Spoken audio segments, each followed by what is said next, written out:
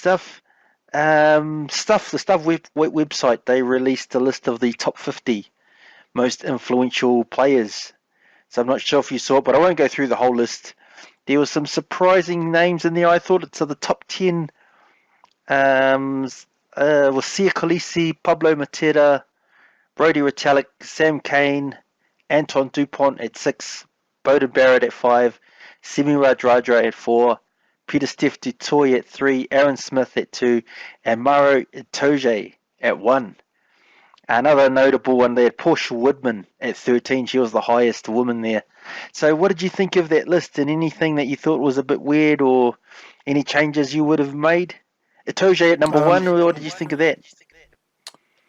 Look, I think he's a class player. I think he's a world-class player at that. And my immediate question was, how did they come up with this list? Like, what criteria did they go through to get this list? And how did Itoje beat out all the rest? That's not to say he doesn't deserve it. If they used a good criteria selection process. So it'll be interesting to see how they actually went about it.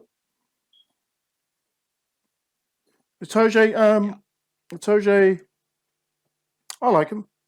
Do I think he's the number one player in the world? No, I don't. I think there's a raft of other players, a couple of that you mentioned, that have had more of an influence, impact, and success than he has anyway, even in the last 2 years. Yeah, I agree with that. Brodie Retallick at 8.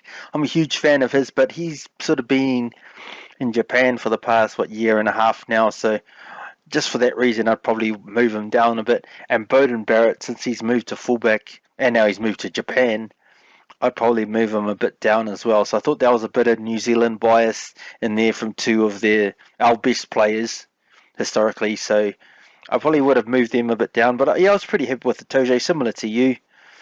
I haven't got much complaints as well. I'm glad they had Dupont in there. I'm a big fan of him at 6. And I thought Ardie Savia, he came in at 12th. I thought maybe he could have been a top 10 guy, but yeah, all in all, I'm pretty happy. They got some women in there. Kendra Cox-Edge, I think, was at 17. I actually think she's more influential than Portia Woodman at this point. Woodman was outstanding sort of a couple of years ago. So they didn't. I tried to, like you mentioned, look at the criteria that they used, and they were quite vague on it. They didn't really say how they picked who was most influential, because of some of the guys that they picked and some of the people they picked maybe 2 years ago or a year ago would have been definitely high up that list. But I thought it was a good exercise from them. It's one of those topics where no one's ever going to really agree. So yeah, Itoje, and I'm not too disappointed with that. I couldn't really think of anyone else who could potentially take him. Or Aaron Smith was probably the guy from New Zealand who came to mind, and he was at 2 anyway. So a pretty good list there.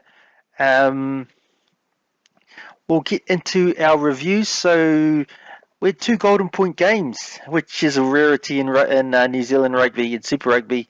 But